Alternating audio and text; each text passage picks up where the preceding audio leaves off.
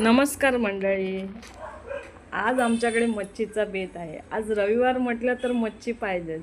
पीठ मळून ठेवलं होतं, चपात्या करून घेते कारण की आम्ही बांगडे आणि कोलंबी आणली आहे।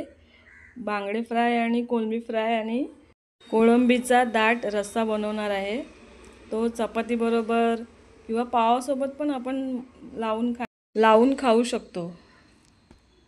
चपात्या झाल्या आहेत आणि मी इथे एका साईडला बांगडे त्याला मसाला लावून ठेवला होता। मसाला म्हणजे काय, आपलं लाल तिखट, हळद, थोडं कोकम, मीठ आणि थोडंसं हिंग घातलं होतं आणि ते इथे थोडं हे बांगड्याची गाबोळी होती त्यालासुद्धा मॅग्नेट करून ठेवलं। इथे ही कोलंबी आहे तिलासुद्धा मॅग्नेट करून आता हे रवा आणि थोडं तांदळाचं पीठ घालून त्याला आता फ्राय करायचं। हे बघा, हे तव्यावर मी मस्त बांगड्याचे शेकायला ठेवले आहेत। इथे कोलंबीचं सार पण आपला शिजतोय मस्तपैकी।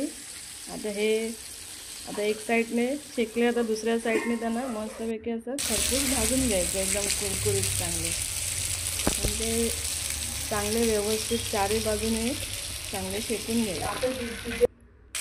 हे बघा, असे एक साईडने असे पाठच्या साईडने पण असे उभे करून व्यवस्थित असे मस्त कुरकुरीत बांगडे असे छान, वास पण मस्त सुगंध असा मच्छीचा सुटला आहे। कोलंबी पण फ्राय त्याला स्टिक लावली होती मी आणि ती अशी मस्त तव्यावरती भाजून घेतली आहे। आणि हे बांगडे, हे आपली डिश तयार झाली आहे खाण्यासाठी मस्त।